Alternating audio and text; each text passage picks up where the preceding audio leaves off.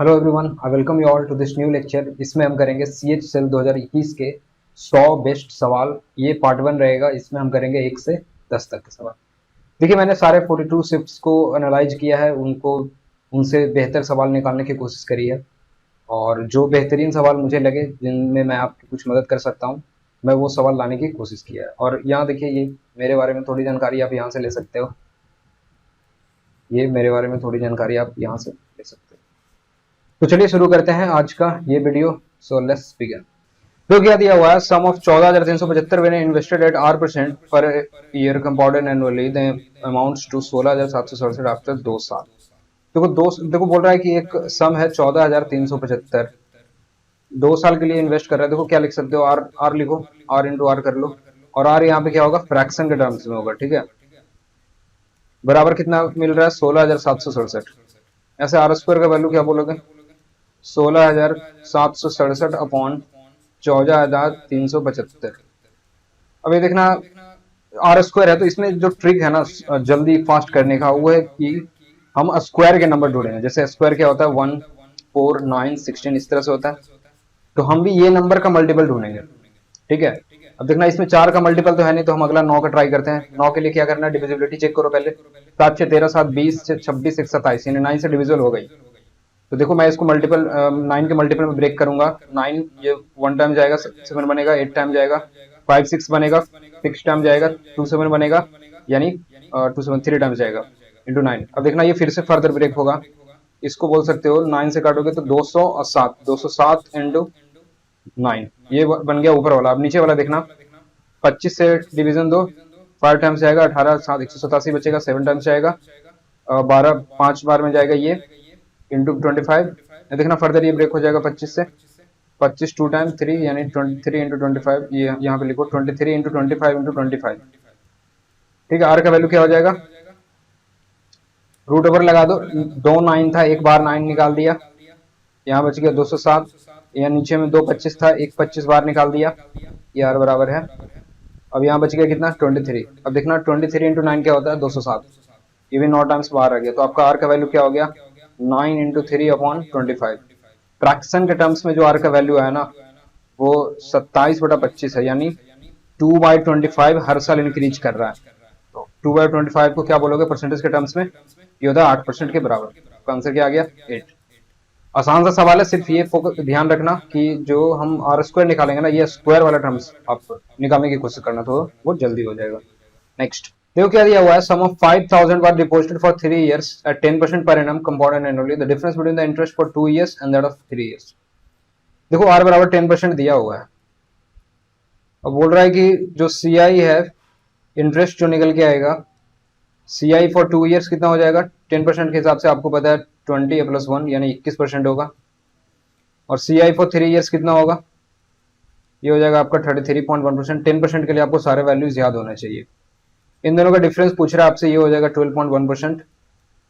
इसका वैल्यू आप इसका 12.1% निकालोगे, कितना हो जाएगा, 12 15 टू 12 करोगे 600, 0.1% 5 के बराबर होगा 605। ये हो गया आपका आंसर। नेक्स्ट तो क्या दिया होगा, what is the length of arc of a circle whose radius is 35 centimetre and arc subtends an angle 36 degree at the centre of the circle. देखो अगर r बराबर 35 है ना, तो आपको 2πr याद होना चाहिए। ये वैल्यू कितना होता है, तो आप बोलोगे 44 इंटू 5, जो होता है 220 के बराबर। अब अगर ये वाला पार्ट है सर्कल का, और ये अगर 36 डिग्री दिया हुआ है, यानी ये 1/10 पार्ट है इस पूरे सर्कमफेरेंस का, तो आपका जो आर्क का लेंथ होगा ना, आर्क का लेंथ वो भी 10 पार्ट होगा इस पूरे वाले का। आपका आंसर कितना आ गया, 22 सेंटीमीटर। ये हो गया आपका आंसर। नेक्स्ट देखो क्या बोल रहा है, for the first part of her journey Sunita travelled at a speed of 450 metre per minute and for the rest of the journey at a speed of 1.4 times of her initial speed. If Sunita traveled a total distance of 33.3 km in 1 hour, what was the distance that Sunita traveled at a lower speed? देखिए बोल रहा है कि सुनीता का जो speed है ना, वो 450 मीटर पर मिनट है। तो आप इसको आर में बदलने की कोशिश करो, ये हो जाएगा 450 इंटू 60 मिनट चलेगा ये टोटल। और आप इसको किलोमीटर बदलने के लिए 1000 से डिवाइड भी कर लेना। देखो कितना बनेगा, 45 इंटू 6 होता है 270, इस पर डबल जीरो डालोगे, 1000 से डिवाइड करना, ये आ गया 27 किलोमीटर पर आवर। ये है सुनीता का स्पीड किलोमीटर पर आवर में। तो देखो बोल रहा है कि फिर दूसरा दो पार्ट है डिस्टेंस का, उसको कवर करती है 1.4 times of her initial speed. तो दूसरा वाला स्पीड कितना हो जाएगा, इसका 1.4 निकालोगे तो 27 प्लस 27 इंटू 4 यानी 10.8, यानी S1 का वैल्यू अगर ये था तो ST का वैल्यू कितना हो जाएगा, ये हो जाएगा 27 प्लस 10.8, जो कि आप बोलोगे 37.8 किलोमीटर पर आवर के बराबर। अब आपके पास दो स्पीड दे रखा है और 1 घंटे का आपके पास डिस्टेंस दे रखा है, तो आप एलिगेशन लगा दो। इसको मान लीजिए अगर हम 1 घंटा चलाते हैं तो 27 किलोमीटर, इसको अगर इस स्पीड से चलाते हैं 1 घंटा तो ये हो जाएगा 37.8 किलोमीटर, लेकिन 1 घंटे में हम गए कितना है, तो वो है 33.3 किलोमीटर। यहाँ से आपका टाइम का रेशियो मिल जाएगा, ये हो जाएगा 4.5 और ये देखना 27 यानी 6.3। रेशियो क्या आ गया, 5:7 का रेशियो, यानी 12 करस्पॉन्ड कर रहा है आपको 60 मिनट्स के बराबर, 5 करस्पॉन्ड करेगा 25 मिनट्स। आपका डिस्टेंस कितना हो जाएगा, लोअर स्पीड से चलेगी वो है 25 किलोमीटर पर आवर इंटू ये था स्पीड, कितना था, स्पीड था 27 किलोमीटर पर आवर, 25 मिनट चलेगी, 60 नीचे में डिवाइड करो, ये देखो कितना हो जाएगा, 5 से 5 जाएगा 12, 3 से 4 9, यानी 45/4 किलोमीटर, जिसको आप बोलोगे 11.25 किलोमीटर। ये आपका आंसर आ गया। आसान सा सवाल था, आपको स्पीड निकाल करके दोनों को एलिगेशन लगाना था कि 1 घंटे में इस स्पीड से कितना जाएगा और 1 घंटे से इस स्पीड में कितना जाएगा। नेक्स्ट देखो क्या बोल रहा है कि man borrows the sum of 1025 and pays back into equal yearly instalments, if the rate of interest is 5% annum compounded yearly, then how much each instalment. तो वो इंस्टॉलमेंट का पैसा आएगा कहां से, पहले इसको समझने की कोशिश करना। इंस्टॉलमेंट का पैसा कहां से आएगा, तो वो होगा प्रिंसिपल प्लस जो तुम्हारा दो इंटरेस्ट बनेगा, इसके ऊपर पहले साल का कुछ इंटरेस्ट बनेगा जिसको I1 बोल लो, फिर तुम इसमें से कुछ इंस्टॉलमेंट माइनस कर दोगे, फिर उस पे इंटरेस्ट लगेगा और वो वैल्यू कुछ बोल लो I2 के बराबर। तो ये दोनों जोड़ करके जो वैल्यू बनेगा, इसको यही वैल्यू तुम दो इंस्टॉलमेंट के रूप में पे करोगे। अब देखना हमारे पास इन दोनों में क्या है ना, कि ये वैल्यू हमको पता है 1025 के बराबर दिया हुआ है, और ये वैल्यू तुम निकाल सकते हो क्योंकि इसका 5% होगा, पहले साल का इंटरेस्ट क्या होगा, इसका 5% के बराबर होगा। ये वैल्यू निकालना 5% के बराबर, ये कितना हो जाएगा 50 के अराउंड मान के चलो, अप्रोक्सीमेट हम करेंगे। अब हमको रह गया सिर्फ इस वैल्यू को निकालना। अगर ये वैल्यू को हम अप्रोक्सीमेट कर पाए तो हमारा आंसर हम इसको सिर्फ 2 से डिवाइड करके निकाल सकते हैं। लेकिन उससे पहले एक चीज और देखना, देखो पहली चीज, अब हमारे वैल्यू जो हो चुका है वो 1075 हो चुका है और इसमें से हमें कुछ इंस्टॉलमेंट पे करना है। अब देखो दोनों इंस्टॉलमेंट चूंकि बराबर होता है, देखो यहां भी इंस्टॉलमेंट बराबर होगा, आई इंस्टॉलमेंट को बोल रहा हूं, तो यहां भी आई सेकंड वाला जो आई होगा वो भी दोनों बराबर होगा। अब देखना अगर इस वैल्यू के आधा अगर मैं पे करता, ये 1080 के अराउंड मान लो अभी के लिए, अब अगर मैं इसको 540 अगर बोलूं, पहला बार इंस्टॉलमेंट अगर हम 540 देते तो अगला बार के लिए जो वैल्यू बचता ना वो 540 पे 5% का इंटरेस्ट लगता और वो I2 बनता।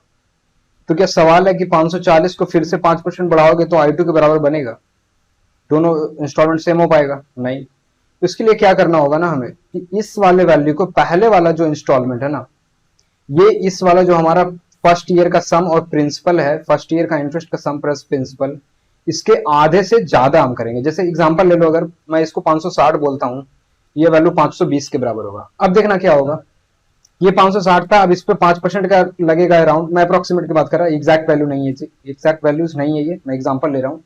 तो अब देखना इसको, ये छोटा वैल्यू है, इसको कुछ वैल्यू को 5% बढ़ाएंगे तो ये I के बराबर मिलेगा और हो सकता है ये इसके बराबर हो जाए।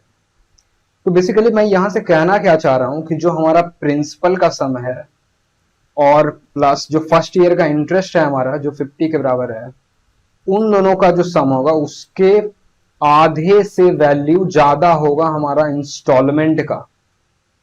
क्या ये बात क्लियर हुआ? वो आधा क्यों होगा मैं यहां पे दिखा रहा हूं, क्योंकि अगर आधे से अगर कम इंस्टॉलमेंट का वैल्यू रहेगा तो फिर अगला जो इंस्टॉलमेंट रहेगा वो फिर इसके बराबर नहीं हो पाएगा। आधा से अगर कम रहेगा तो ये 5% बढ़ करके होना है, तो दोनों वैल्यू बराबर नहीं हो पाएगा। जैसे इस केस में अगर 540 540 लिया तो फिर ये 540 से बड़ा वैल्यू हो जा रहा था इंस्टॉलमेंट, लेकिन हमको इंस्टॉलमेंट दोनों को बराबर रखना है। तो ये वैल्यू जो होगा ना वो इस पहले वाला जो इंस्टॉलमेंट होगा इस वैल्यू के आधे से ज्यादा अमाउंट होगा, ताकि ये वैल्यू जब आधे से कम बचेगा तो फिर कुछ इंटरेस्ट बढ़ करके ये उस इंस्टॉलमेंट के बराबर पहुंच जाएगा। इसी अंडरस्टैंडिंग का इस्तेमाल करके हम देखो आंसर लगाएंगे। देखो हमारे पास प्रिंसिपल है 1025, पहले साल का इंटरेस्ट क्या है 50। अब देखना हमें पता चल गया कि इंस्टॉलमेंट जो होगा वो इन दोनों के सम के बाई 2 से ज्यादा होगा। अब देखना ये है 1075 बाई 2 करोगे ये बनेगा 537 के राउंड, यानी 537 से वैल्यू हमें प्लस में चाहिए, और आपका वैल्यू कितना मिल रहा है सिर्फ एक। ये हो गया आपका आंसर। ये हो गया पहला तरीके का अप्रोक्सीमेट करने का। क्या करना है मैं फिर से रिपीट करता हूं, सिर्फ आपको प्रिंसिपल देखना है, उस पे पहले साल का आपको इंटरेस्ट लगाना है, जोड़ देना है उन दोनों को, बटा 2 करना है, और इससे बड़ा वैल्यू हमको इंस्टॉलमेंट में चाहिए। इससे बड़ा वैल्यू हमको इंस्टॉलमेंट में चाहिए, वो मिला तो ठीक है, नहीं तो आप मार करके आंसर भाग जाओगे। ठीक है। अब देखना दूसरा तरीका क्या हो सकता है कि हम फिर से अप्रोक्सीमेट करेंगे दूसरा तरीके से। इसको मैं मिटाने की कोशिश करता हूं। देखो दूसरे तरीके में हम क्या कर सकते हैं कि हमारे पास प्रिंसिपल है प्लस एक ईयर वाला सम, एक ईयर वाला इंटरेस्ट है हमारे पास। अब देखो सोचने की कोशिश करना कि क्या अगला जो इंटरेस्ट होगा दूसरे साल वाला क्या इससे ज्यादा वैल्यू होगा, आधे से ज्यादा होगा, क्योंकि आप पहले भी इसको 2 से ज्यादा, इसके आधे से ज्यादा वैल्यू तो आप पे कर दोगे तो ये इसके आधे से कम बचेगा, यानी 575 है, यानी बाई 2 करोगे आप 535, यानी 520 510 के वैल्यू के आसपास का ये वैल्यू बनेगा। अब इस पे आपको पता है कि 5% का इंटरेस्ट लगना है, तो ये वैल्यू जो होगा अगला वाला जो इंटरेस्ट होगा I2 वो आपको समझ में आना चाहिए कि ये पहले वाले इंटरेस्ट के आधा से थोड़ा बहुत वैल्यू ज्यादा रहेगा। जैसे अगर ये 50 था ना तो ये 25 से प्लस में आप वैल्यू मान सकते हो। तो आपको हमेशा क्या करना है कि बस ये जो वैल्यू मिला पहले साल का अप्रोक्सीमेशन हम ले रहे हैं, तो ये वाला उसके आधे ले लेना है। अब इन दोनों y2 का ये वैल्यू बनेगा, इसके अप्रोक्सीमेट हमको आंसर चाहिए। यहां से आप कह सकते हो कि 1025 प्लस 50 प्लस 25 y2 ये अप्रोक्सीमेटली सेम होगा पर इंस्टॉलमेंट। ये वैल्यू देखना कितना बन जाएगा 1100 बाई 2 550। हम देखो आंसर के कितने करीब है, सिर्फ 1.25 का डिफरेंस आ रहा है। देखो मैं एक बार फिर से दोनों प्रोसेस को मैं एक बार फिर से सिंप्लीफाई करके बताना चाहता हूं। देखो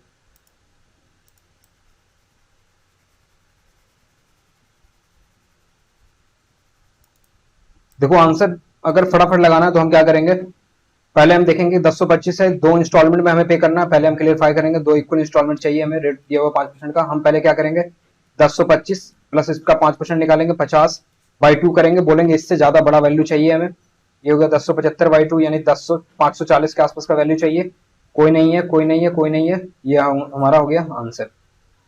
ठीक है। दूसरा प्रोसेस में हम क्या कर सकते हैं, अगर मान लिया हमें कोई वैल्यू अगर मिल जाता 542 43 के आसपास का, ठीक है, अगर कोई ऑप्शन होगा, फिर हम क्या करेंगे कि हम बोलेंगे 1025 प्लस 50 प्लस 25 बाई 2, हम बोलेंगे इसके एकदम करीब में वैल्यू चाहिए हमें। ये देखो 1100 बनेगा, 550 ये वैल्यू उसके बहुत ज्यादा करीब हो जाएगा, ये आंसर हो जाएगा। और आप एक और मार्जिन इसमें जोड़ सकते हो, ये वैल्यू जो बनेगा 1025 प्लस 50 प्लस 50 इससे हमेशा लेस होगा, क्योंकि ये पहला वाला इंटरेस्ट है, इससे हमेशा ये कम होगा। तो आप मार्जिन एक्स्ट्रा लेने के लिए ले सकते हो इस वैल्यू को। ये बनेगा 1125 बाई 2, जिसको आप बोलोगे 562 के राउंड। बोलना हमेशा इससे वैल्यू कम रहेगा।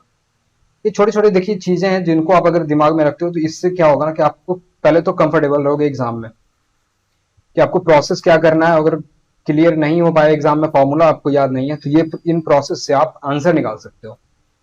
और अगर सही से करोगे तो ये आपको तेजी में भी देगा। जैसे इस क्वेश्चन में आपने देखा होता, अगर आपको पता होता 1025 प्लस 50 बाई 2 किया होता, बोला होता इससे ज्यादा वैल्यू चाहिए, आपको एक ही आंसर मिला होता और आपने मार्क कर दिया होता।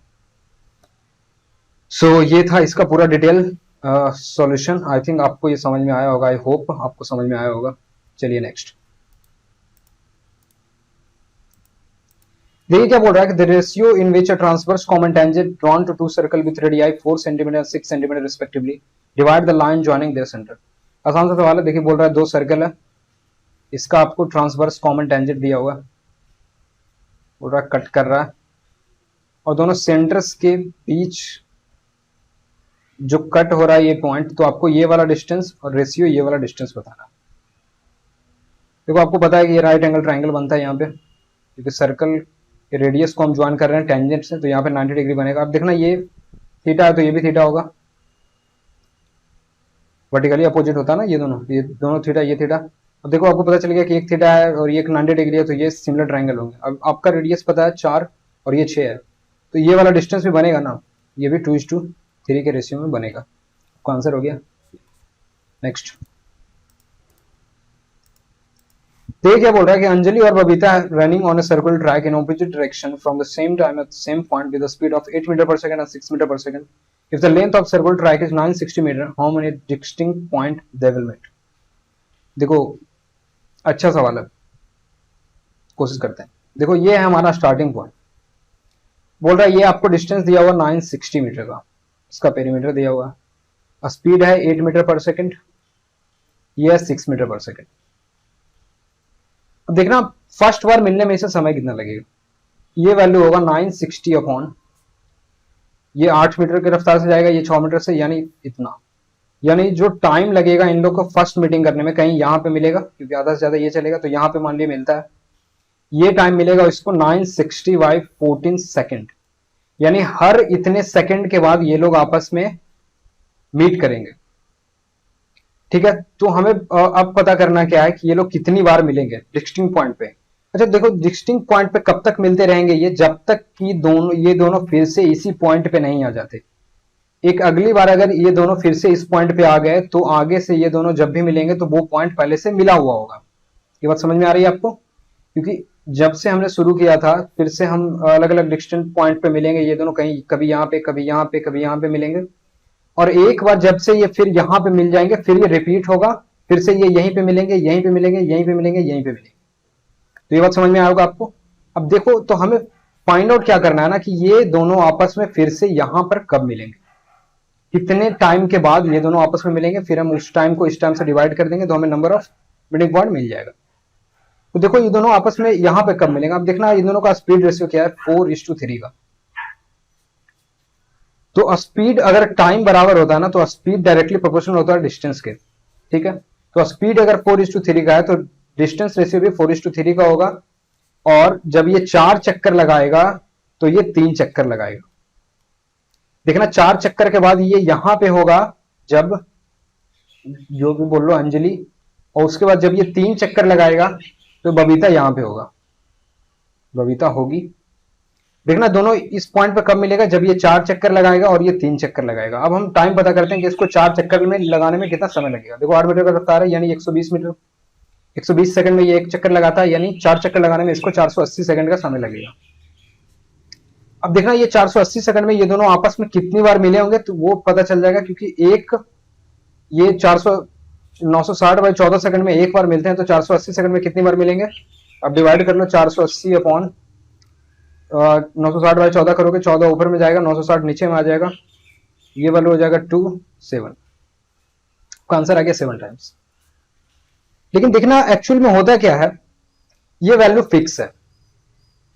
मैं अगर बताऊं तो ये जो रेशियो होता है ना वो आपका टाइम का रेशियो, जैसे इस यहाँ स्पीड का रेशियो क्या है 4:3 का है, इन दोनों का सम ही हमारा जो होता है वो डिस्टिंक्ट पॉइंट का मीटिंग होता है। अगर कितनी बार अगर पूछोगे आप कि डिस्टिंक्ट पॉइंट पे मिलेंगे तो इन दोनों का सम ही ये वाला आंसर हो जाएगा। देखो मैं ये क्यों कह रहा हूं, क्योंकि आप एग्जांपल से इसको टेस्ट कर सकते हो। जैसे यहां पर अब ये दोनों का रेशियो अगर 5 और 6 की जगह, 8 और 6 की जगह मैं स्पीड ले लूं अगर 50 और 80 का, अब देखना ये रेशियो बनेगा 5:8 का।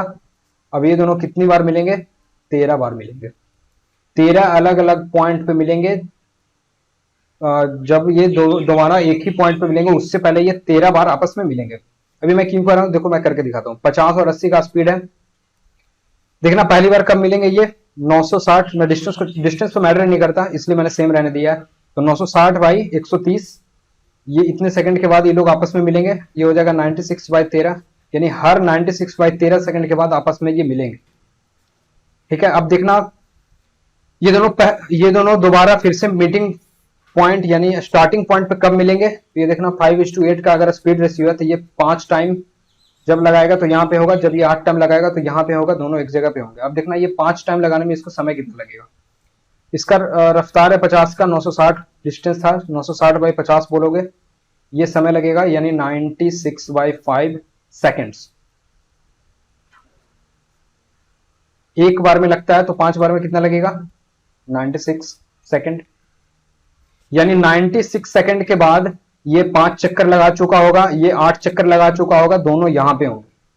अब देखो हर 96/13 सेकंड के बाद ये लोग आपस में मिलता है, तो 96 सेकंड में कितना बार मिलेगा, तो 96/96/13 करोगे, 13 ऊपर चला जाएगा, 96 से डिवाइड करोगे, ये वैल्यू कितना बन जाएगा, 13। मैं एक बार फिर से समराइज करता हूं कि अगर आपको स्पीड रेशियो पता है, जैसे इस केस में 8:6 था, तो ये बनेगा 8:6 था, तो ये बनेगा 4:3 का रेशियो। तो कितनी बार ये डिस्टिंक्ट पॉइंट पे मिलेंगे, तो आप इन दोनों का सम, जो स्मॉलेस्ट रेशियो होगा उसका सम ही आपका आंसर होगा। अब अगर कोई भी दिया हो रहा था, अगर ये 11:13 का अगर स्पीड रेशियो होता तो ये 24 बार मिलता। डिस्टेंस से हमें कोई मतलब नहीं होगा, ठीक है, समझ में आया होगा आपको। ये अगर 12:13 का रेशियो रहता तो ये 25 टाइम्स मिलता। डिस्टेंस से कोई मैटर नहीं करेगा, चाहे आप डिस्टेंस कुछ भी ले लो। सो आई होप आपको ये समझ में आया होगा। नेक्स्ट चलते हैं हम। देखिए दिया हुआ है cosec theta minus cot theta का होल स्क्वायर का वैल्यू आपसे पूछ रहा है। देखो आप इसको चेंज करोगे, पहले ये हो जाएगा 1/sin theta minus cos theta upon sin theta, इसका आप होल स्क्वायर बोलोगे। फिर यहां से बोलोगे कि ये हो जाएगा 1 माइनस cos थीटा का होल स्क्वायर, यानी 1 minus cos theta 1 minus cos theta upon नीचे बोलोगे sin square theta. sin square theta को ब्रेक करना तो ये बनेगा 1 plus cos theta into 1 minus cos theta के बराबर। अब देखो यहां से इसको कैंसिल कर देना, तो आपका वैल्यू क्या बचेगा, 1 minus cos theta upon 1 plus cos theta, और ये आपका आंसर हो गया। देखो इस ऐसे केसेस में ना 4 तरीके का वैरायटी होता है, मैं चारों आपको लिख देता हूं, आप हो सके तो उसको ध्यान रखना। देखो पहला वैरायटी तो आपने ये देख लिया, ये होता है √1 minus cos theta upon 1 plus cos theta. इसका वैल्यू किसके बराबर होता है, cosec theta minus cot theta. अब देखना ऊपर में माइनस है तो ये माइनस रहेगा, cos का टर्म बन रहेगा तो ये cos और cot में बनेगा, cot में बनेगा। देखो दूसरा क्या होता है, दूसरा इसी का उल्टा होता है 1 plus cos theta upon 1 minus cos theta, ये वैल्यू हो जाएगा cosec theta plus cot theta के बराबर। ये देखो तीसरा साइन वाले टर्म के साथ होगा 1 plus sin theta upon 1 minus sin theta, ये वैल्यू बराबर होगा sec theta plus tan theta के बराबर। इसका आपको बहुत सारा इस्तेमाल मिलेगा, आप प्रीवियस ईयर सवाल में जाओगे तो इस पे बहुत सारे बेस्ट क्वेश्चन मिलेंगे आपको, मैं कभी कराऊंगा जब मेरे को टाइम मिलेगा। देखो ये होगा, ये ऊपर में माइनस ले लेना, नीचे 1 प्लस sin थीटा करना, ये बनेगा sec theta minus tan theta के बराबर। यहीं से वैल्यू देखो आपको स्क्वायर करके पूछ दिया, इसका स्क्वायर कर दिया, ये हो जाएगा 1 माइनस cos थीटा अपन 1 प्लस cos थीटा के बराबर। ये आपको ध्यान होना चाहिए, इससे सवाल क्विकली हो जाएंगे, समय बचेगा आपका। नेक्स्ट देखिए दिया हुआ है, radius of a roller is 14 centimetre, length is 20 centimetre, it takes 235 complete revolution to move once over to level a playground, find the area of playground. देखो एरिया पूछ रहा है आपसे, एरिया बराबर क्या हो जाएगा, देखना ये दिया हुआ सिलेंड्रिकल फॉर्म में, तो आपको पता है एक चक्कर अगर लगाएगा ना सिलेंड्रिकल फॉर्म में, तो वो आपका 2πRh के बराबर वैल्यू रहेगा। ये एरिया 2πRh के बराबर होगा। ठीक है, हम इसको कैलकुलेट कर देते हैं। 2π, आर का वैल्यू दिया हुआ है 14, एच का वैल्यू 20 सेंटीमीटर दिया हुआ है, कितना राउंड लगाता है 235। ये टोटल एरिया कवर करेगा ये, जब ये राउंड लगाएगा। देखिए 2 टाइम्स जाएगा 88 बनेगा, 20 इंटू, अब यहाँ से 5 बाहर निकाल देना, 5 कितना हो जाएगा 47 के बराबर हो जाएगा ये। अब यहाँ से देखो बोलोगे 88 इंटू 47 इंटू 100, इसको करना कैलकुलेट कर लो। 88 इंटू 47 कितना हो जाएगा 656 हो जाएगा, 2335 हो जाएगा, 2314 यानी 4132 इंटू 10 का स्क्वायर, ये आपका सेंटीमीटर के बराबर, सेंटीमीटर स्क्वायर। ये हो गया आपका सिंपल सा सवाल था, सिर्फ आपको कब सरफेस एरिया निकालना था। देखिए क्या दिया हुआ है, by using faulty weight a shopkeeper cheats to the extent of 6% while buying and selling rice, find his gain percentage round to 2 decimal. देखिए बोल रहा है कि एक शॉपकीपर है ना, जो चावल को खरीदते समय भी 6% वजन ज्यादा लेता है और चावल को बेचते समय 6% वजन कम लेता है। तो देखना दोनों केस में प्रॉफिट क्या बनेगा उसका। इसमें देखो मान लो कि वो 100 kg चावल लेने गया था, तो वो क्या करेगा ना कि 106 किलो लेकर के आ जाएगा। 100 केजी लेने गया था लेकिन 106 किलो लेके आएगा। और इस वाले केस में देखना क्या करेगा कि अगर कोई उसके पास ग्राहक 100 केजी चावल लेने आएगा तो वो उसको 94 किलो ही देगा। अब देखना यहां से प्रॉफिट परसेंटेज क्या निकल जाएगा कि 6 केजी उसको ज्यादा मिला, प्राइस कितने का पे किया 100 का, ये वैल्यू कितना आ गया 6% का प्रॉफिट हो गया। अब इस वाले वैल्यू में देखना उसको 6 केजी का प्रॉफिट तो हो रहा है लेकिन उसका खर्च कितना हो रहा है, वो 94 के बराबर ही हो रहा है। यहां से प्रॉफिट देखना कितना हो जाएगा, 6 टाइम्स जाओगे 6% हो गया, प्लस ये देखना 6 टाइम्स जाओगे कितना मिलेगा 540 यानी 564, यानी आपको कैलकुलेट करना पड़ेगा 036 और बचा हुआ है अपॉन 0.94, 1% का वैल्यू हो गया। ये देखना करीब 4 टाइम्स जाएगा, अप्रोक्सीमेटली 4 टाइम्स, तो आप 3.8 3.9 बोल लो, 3.8 मैं बोल देता हूँ। ये वैल्यू कितना आ गया 6.38% के बराबर। अब पहला प्रॉफिट परसेंटेज आपको ये है, दूसरा ये है, आप दोनों को सक्सेसिव रख दो, आपको ओवरऑल प्रॉफिट परसेंटेज इसका मिल जाएगा। देखना कैसे होगा, 6 प्लस 6.38 प्लस 6 इंटू 6.38 अपॉन 100, ये देखो आपको मिलेगा 12.38। यहां से देखना क्या होगा 360 और प्लस आपको 18 और मिलेगा, यानी 3.8 के अप्रॉक्स 0.38 के अप्रॉक्स आपको यहां से प्रॉफिट और मिलेगा। देखना दोनों को जोड़ना तो क्या मिलेगा 12.76% के अराउंड आपको प्रॉफिट ओवरऑल मिलेगा। ये आपका आंसर हो गया। देखिए ये था हमारा पहला 10 क्वेश्चन, और ये सीरीज आगे कंटिन्यू रहेगा। हम आगे 10-10 करके आगे पूरे 100 सवाल करेंगे और देखेंगे इनसे जो बेस्ट लर्निंग हो सकता है वो मैं आपको देने की कोशिश करूंगा और बेस्ट तरीके से हम करने की कोशिश करेंगे। तो आपको क्या करना है, आपको उनको देखना है और जो चीजें नई लग रही हैं आपको उनको इनकॉर्पोरेट करना है अपने तैयारी में, और कोशिश करना है कि आप सवालों को जल्द से जल्द कर पाओ। तो मिलते हैं अगले वीडियो में। Thanks for watching.